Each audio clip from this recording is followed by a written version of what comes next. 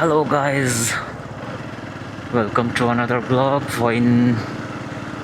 January nisari kum sang ni somni panga hey em jadi changin sar nen kan home ka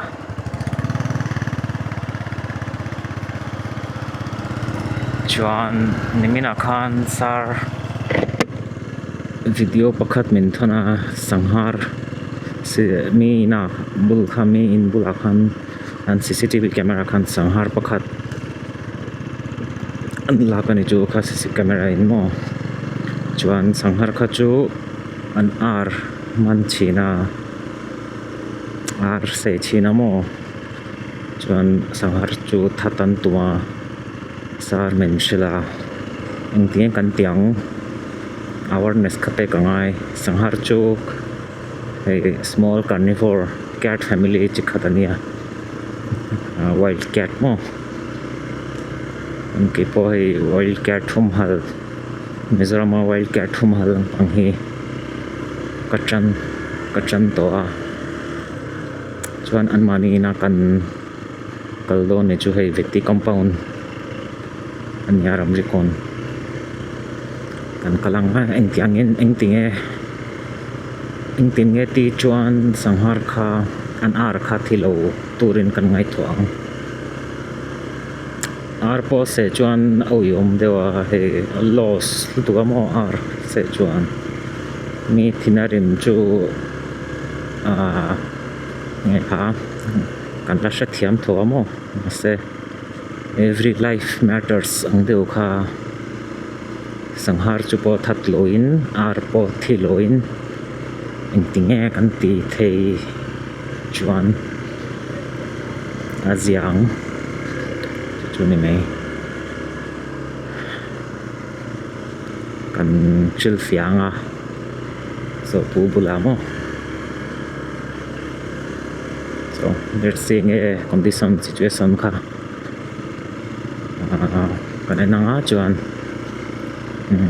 a conflict lo tur hi kan ngai thuang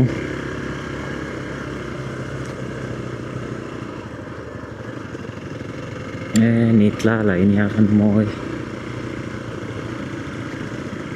na hitar li le chen ve moi khop mai nitla kha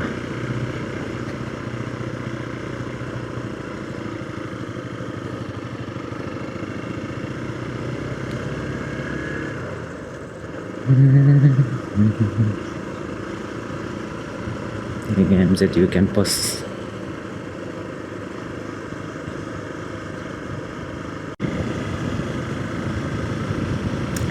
moi khop này thế rồi ăn wow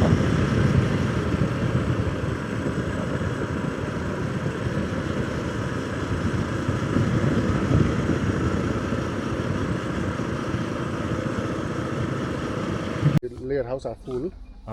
So our problem is, I think the leopard cat came from somewhere. He was inside. So we go to the place. yeah let's go like so near farmhouse near our farmhouse okay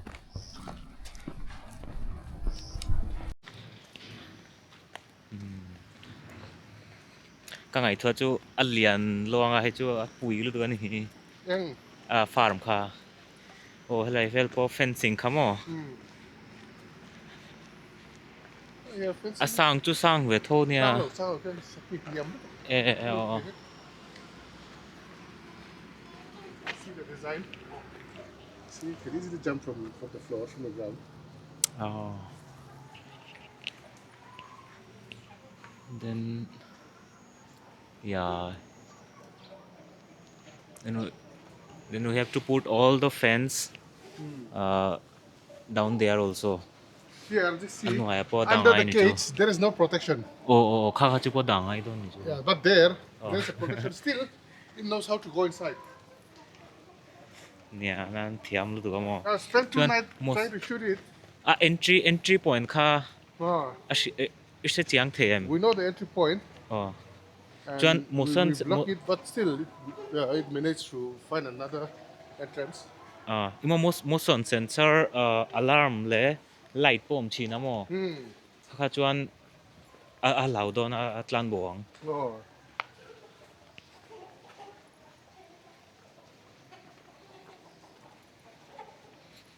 voi khati ar khan se man chuan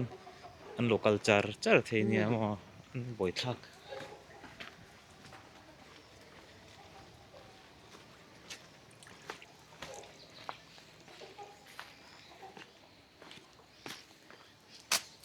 ania helai chu ram hnuai ve kan nia Take care, it's slippery.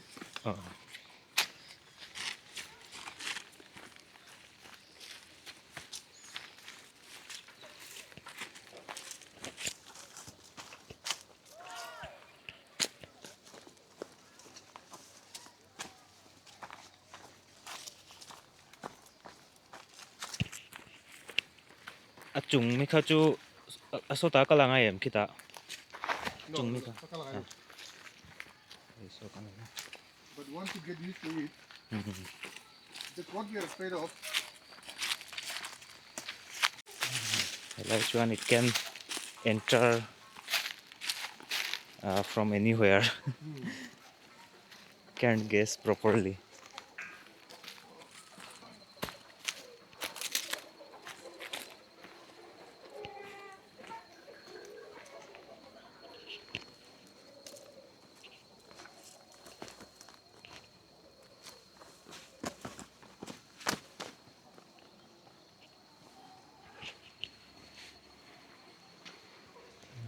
so mai kha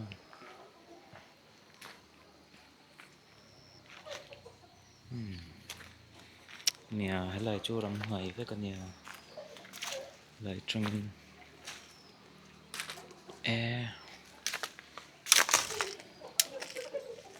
ania zo po fencing so inaka thlengchia so veti tringin nichina yen kha mani ardana kha chu farm kha ate don mo katia pui khop ne lian azau buk sia mun kha chuan a buaina kha chu asang chu sang ve thoya arum na kamo sang ve tho nia mahse zote hei cat family hu chuan nan thiam thil tu ka mahse stray cat po ni mai thei nia trail camera an seta trail camera khan sanghara luta chu chuan an chiang ani chu sanghara niang mahse stray cat po lam ve tho nia stray cat chu sanghara in an thiam sa nia an thiam sa nia an lut thiam don sanghara in sanghar chu voi khata lut thei chuan alut char don thoa voi khat se man chuan mo chuan nge lu fol zong zong kha tlem tro te gap po chunga kha mo kha po alut na tur kha hmun kha ni mai thei nia chu englo kha nian siam cha thei chuan lut lawng karing deuh chuan hei pakhat solution po ka pe kha motion sensor alarm po online khom china mo a to phok lo sang khat man chaw nia sang khat no ya price kha nia kha po hei khwa sang ti khan urban area hi an adopt hi thiam tol tu ka mo sang har te chuan yeah so motion sensor kha po man chuan alut lai takhi kong kha sha chuan mo alut don chia khan ti khan ari thup dona motion sensor alarm kha chana tlan buang alut pe lawang lut man lawang voi khat ti khan disturbance ka voi ni voi humhalh alarm khom chuan alut pe lawang ti khan halau don ni mo chu nia nang mani khwa po nge khwa mun sang ti khan case pani pathum vel kan che to a sar st ne na sar st chuan thil china mo sar st min soya chu tak tu nia sanghar chu wild cat hi thathi ei silain kap an tu mani chu mi sikhan sanghar se sakha chu ka thiam tho nia control har sanghar chu list consona common lutuka sanghar english ka chu common leopard ka tania an la common lutuka mo tam lutuka chuan urban area khana drop thiam ani chu chu sanghar chu kap po kapila kap tum chuan chu mi ain farm kha siam cha chuan azia zokang tian kap tum chuan zanti ni nga kang hai dona time kha wester cha ton ma sanghar chu kap fulowang karing nan fing thei lu tu man she thiam thei lu tu cat family chuan abak chu stray cat po ni mai thei nia kha pola she chiang lo stray cat hi an tam chuan mo an mani po ni tho chuan sanghar claim a lian dewa loophole vel chu ka ena sanghar te chu lut kha chu har don kati stray cat kha chu lut khawl som don katian lu kha te lu tu ka mo tu chu nia tikhan azia meang an wild animals te that tum loin a solution zo khi kan ngai thwa thei se chu tak chu nia ka soitum kha chu mo soitum na chan chu humhalh poi mo kan environment tan hi pathian thil siam ania chu pathian siam chuan environment chu kan humhalh kan tum chuan environment chunga thil zong zong chuan ramsa vel po humhalh kha chu kan ti turani le so ka tawpang tawp de ango hi vlog chu le good night